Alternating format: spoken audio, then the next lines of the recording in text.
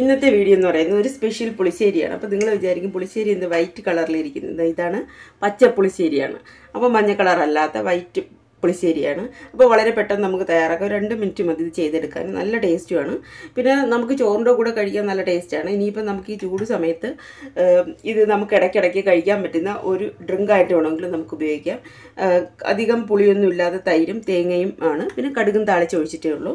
അപ്പോൾ എല്ലാവരും ഒന്ന് ട്രൈ ചെയ്ത് നോക്കുക. നോക്കിയിട്ട് ഫീഡ്ബാക്കൊക്കെ എന്നെ അറിയിക്കണം. ഓക്കെ, അപ്പോൾ ഇനി നമുക്ക് വീഡിയോയിലേക്ക് പോവാം. ഒരു വ്യത്യസ്തമായിട്ടുള്ള ഒരു പുളിശ്ശേരിയാണ്. 2 മിനിറ്റിൽ നമുക്ക് തയ്യാറാക്കാൻ പറ്റുന്ന ഒരു പുളിശ്ശേരിയാണ്. ഇതിന് അധികം ഇൻഗ്രീഡിയൻസും ഒന്നുമില്ല. ഇതിന് വേണ്ടത് പക്ഷേ നല്ല കട്ട തൈരാണ്. പുളിയില്ലാത്ത കട്ട തൈരാണ് വേണ്ടത്. ഇപ്പോൾ രാത്രി നമ്മൾ ഒഴിച്ച് വെക്കുകയാണെങ്കിൽ രാവിലെ ആകുമ്പോൾ നമുക്ക് കിട്ടുന്ന പുളിയില്ലാത്ത കട്ട തൈര് ഞാനൊരു 2 കപ്പ് എടുത്തിട്ടുണ്ട്. പിന്നെ ഞാൻ എടുത്തിട്ടുള്ളത് തേങ്ങയാണ്. ഇതൊരു 2 ടേബിൾ സ്പൂൺ തേങ്ങയുണ്ട്. പിന്നെ എരിക്ക് വേണ്ടിയിട്ടുള്ള 2 പച്ചമുളകും പിന്നെ കുറച്ച് കറിവേപ്പില. ഞാൻ ഇപ്പോൾ ഒരു 2 കറിവേപ്പില എടുത്തിട്ടുണ്ട്. ഇത്രയും വേണ്ട, ഇത്രയാണ് ഇതിന് വേണ്ടത്. പിന്നെ ഇതിലേക്ക് നമ്മൾ മഞ്ഞൾപ്പൊടിയോ ഉലുവാപ്പൊടിയോ ജീരകമോ വെളുത്തുള്ളിയോ ഉള്ളിയോ വെളുത്തുള്ളി ഒന്നും ചേർക്കത്തില്ല. ഇത്ര മാത്രമേ നമ്മൾ ചേർക്കത്തുള്ളൂ. ആദ്യം നമുക്ക് തേങ്ങയും പച്ചമുളകും കറിവേപ്പിലയും നല്ല പോലെ ഒന്ന് അരച്ചെടുത്തിട്ട് വരാം.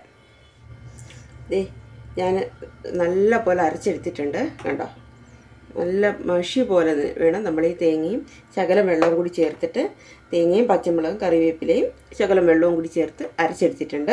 ഇതിന് നമുക്ക് അങ്ങോട്ട് മാറ്റി വയ്ക്കാം. ഇതിന് ശേഷം നമ്മുടെ തൈരൊന്ന് ഉടച്ചെടുക്കാം. ഇപ്പോൾ 2 രീതിയിൽ ചെയ്യാം. മിക്സിയിലിട്ട് ഉടയ്ക്കാം, അല്ലെങ്കിൽ ഇതുപോലെ നമുക്ക് ഉടച്ചെടുക്കാം. മിക്സിയിൽ ഉടച്ചാൽ അധികം ഒന്ന് വെള്ളമായി പോലെ പോവും. അപ്പോൾ നമുക്ക് കുറച്ച് കട്ടിയായിട്ട് തന്നെയാണ് നമ്മളെ പച്ചപ്പുളിശ്ശേരി ഇരിക്കേണ്ടത്. അപ്പം അതുകൊണ്ട് ഇതുപോലെ ഒരു ഇതിട്ടിട്ട് നമ്മൾ അല്ലെങ്കിൽ സ്പൂണിട്ടോ ഒന്ന് ഉടച്ചെടുത്താൽ മതി. അധികം വെള്ളം ആവണ്ട. ഞാനിപ്പോൾ ഇത് ഉടച്ചെടുത്തിട്ടുണ്ട്. കണ്ടോ, നല്ല കട്ടിയായിട്ടിരിക്കണം. കണ്ടോ, നല്ല കട്ടിയായിട്ടിരിക്കുകയും വേണം, എന്നാലും നല്ലപോലെ ഉടഞ്ഞ് കിട്ടണം. അപ്പം നമ്മൾ മിക്സിയിലിട്ട് അടിച്ച് കഴിഞ്ഞാൽ ആ ഒരു കൺസിസ്റ്റൻസി കറക്റ്റായിട്ട് കിട്ടത്തില്ല.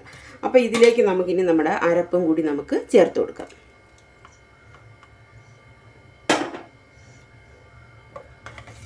നല്ലപോലെ നമ്മൾ മിക്സ് ചെയ്തെടുക്കണം. ഇനി നമുക്കിതിലേക്ക് ആവശ്യത്തിനുള്ള ഉപ്പിട്ട് കൊടുക്കാം. കുറച്ച് കറിവേപ്പിലയും കൂടി ഇതിൻ്റെ മുകളിൽ ഇട്ട് കൊടുക്കാം. ഇനി വേറെ ഒന്നുമില്ല. ഇനി ഇതിലേക്ക് നമുക്ക് കടുക് താളിച്ചൊഴിച്ച് കൊടുത്താൽ മതി. അപ്പോൾ ഇനി ഇതിവിടെ ഇരിക്കട്ടെ. അപ്പോൾ നമുക്കിനി കടുക് താളിച്ച് ഇതിലേക്ക് ഒഴിച്ച് കൊടുക്കാം. നമുക്ക് വെളിച്ചെണ്ണയാണ് ഇതിലേക്ക് ഒഴിച്ച് കൊടുക്കേണ്ടത്. അപ്പോൾ ഞാൻ 2-3 സ്പൂൺ വെളിച്ചെണ്ണ ഇതിലേക്ക് ഒഴിക്കുന്നുണ്ട്.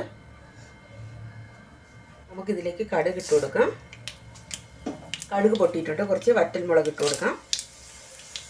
കുറച്ച് കറിവേപ്പിലയും കൂടി ഇതിലേക്ക് ഇട്ട് കൊടുക്കാം. നമ്മുടെ കടുക് താളിച്ചെടുത്തിട്ടുണ്ട്. ഇനി നമുക്ക് തീ ഓഫാക്കിയിട്ട് നമ്മുടെ പുളിശ്ശേരിയിലേക്ക് പച്ചപ്പുളിശ്ശേരിയിലേക്ക് നമുക്കിത് ഒഴിച്ചു കൊടുക്കാം.